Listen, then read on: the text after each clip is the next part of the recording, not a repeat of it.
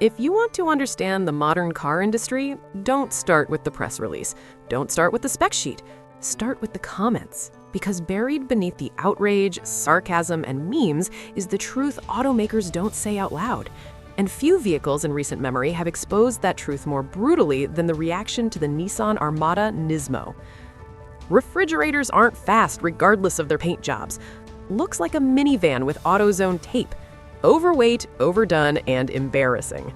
$80,000 for a generic box. These aren't fringe opinions. These are the dominant reactions from enthusiasts, longtime Nissan fans, and casual observers alike. And at first glance, it looks like a disaster.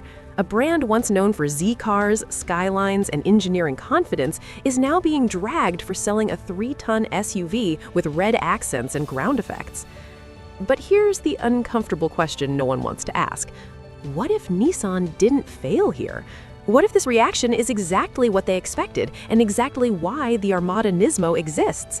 Because this isn't really a story about one SUV. This is a story about how far mainstream automotive culture has drifted from enthusiast logic. It's about why sport no longer means what it used to, and it's about why internet ridicule has become irrelevant to real-world buying behavior. The common belief is simple. Enthusiasts believe that performance branding should be earned, that NISMO should mean lightweight, agile, purposeful, that slapping red trim and aero bits on a massive body-on-frame SUV is an insult to physics and heritage. And on paper, they're right. No amount of styling can make a 6,000-pound vehicle handle like a sports car. No stripe defeats inertia. No ground effect turns a school bus into a GTR. But that belief assumes something critical. That Nissan is building this vehicle for people who think like enthusiasts. They're not.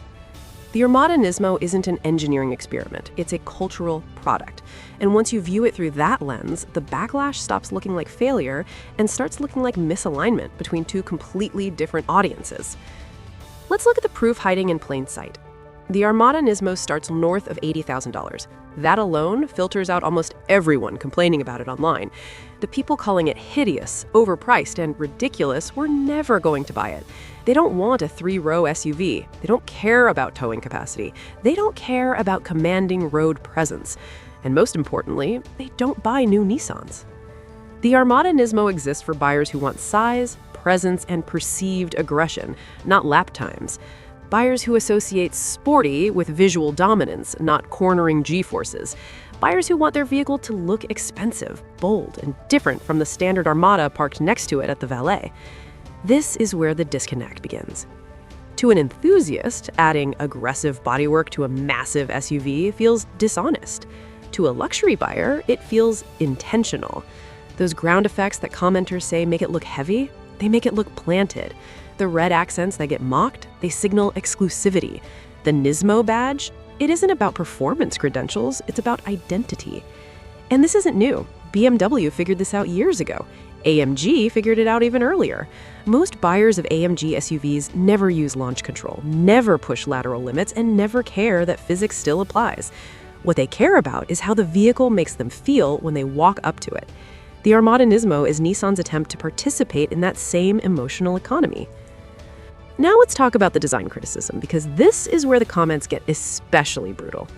People say it looks incoherent, too many shapes, too many angles, trapezoids everywhere, like a CAD designer went wild with every tool available. And again, that criticism is valid from an enthusiast perspective. But modern automotive design has shifted away from cohesion and toward impact. Cars are no longer designed primarily to age gracefully. They're designed to stop thumbs mid-scroll. The Armada NISMO isn't meant to be studied in profile or admired for balance. It's meant to dominate a lane, a driveway, or a parking lot. Complexity reads as cost to non-enthusiasts. Visual noise reads as substance. That's why these designs keep happening even as enthusiasts beg manufacturers to stop. And then there's the price. $80,000, a number that triggers immediate outrage. You could buy so many better vehicles for that. Just wait a year and it'll be worth half. Overpriced by $25,000 even after depreciation. All true, and completely irrelevant to the buyer Nissan is targeting. Depreciation matters to enthusiasts because they think in terms of value retention, long-term ownership, and used market desirability. Many Armada NISMO buyers won't keep the vehicle past a few years. Some will lease, others will trade it in the moment something newer catches their eye. Resale value is background noise. What they're paying for is presence, convenience, and brand signaling, however diluted that brand might be today. And yes, Nissan's brand has fallen. Even commenters acknowledge it. The glory days of the 80s and 90s feel distant. The Z and Skyline heritage feels disconnected from today's lineup. Infiniti struggled for decades to define itself. Armada and QX80 buyers don't live in that nostalgia. They live in the present. Which brings us to the most revealing part of the backlash, the identity crisis. Many commenters aren't just criticizing the Armada NISMO, they're mourning what Nissan used to be. They see this vehicle as proof of enshittification, of a brand chasing trends instead of leading innovation. And emotionally, that makes sense. But economically, Nissan doesn't survive by selling cars to people who remember the Q45 or the R32. It survives by selling large vehicles to people who want large vehicles. And here's the part no one wants to admit. Performance SUVs sell. Sport packages sell. Aggressive trims sell, even when enthusiasts hate them. The Armada NISMO is not misunderstood. It's unapologetic. It doesn't pretend to be agile, it doesn't pretend to be efficient, it doesn't pretend to be tasteful. It exists because there is a customer who wants an SUV that looks loud, feels expensive, and carries a motorsport-flavored badge, even if that badge is purely symbolic. And that symbolism matters, because in today's market, sport no longer means faster, it means different. It means standing out. It means emotional justification for spending more money on something functionally similar. The Armada NISMO is not a refrigerator pretending to be a race car. It's a refrigerator pretending to be exclusive. And that distinction explains everything.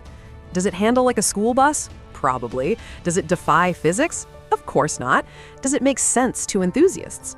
Absolutely not. But does it make sense to someone who wants a bold, luxury-adjacent SUV with visual drama and a recognizable performance sub-brand? Unfortunately for the internet, yes. This is why the comments feel so angry, because they're arguing against a product that was never meant for them. And that's the real takeaway here. The Armada NISMO isn't evidence that Nissan doesn't understand performance. It's evidence that Nissan understands its remaining buyers better than it understands its legacy fans. Whether that's tragic or pragmatic depends on where you stand. So here's the uncomfortable conclusion. The Armada NISMO didn't fail because people mocked it. It succeeded because it doesn't care. It exists in a market where outrage doesn't stop sales, where design controversy creates attention, and where sport is a styling language, not a promise. You don't have to like it, you don't have to respect it, but dismissing it as stupidity misses the point. This SUV isn't the death of car culture, it's proof that car culture no longer drives the market. So now I want to know what you think. Is the Armada NISMO an embarrassing cash grab or an honest reflection of what buyers actually want today? Is Nissan lost or just realistic?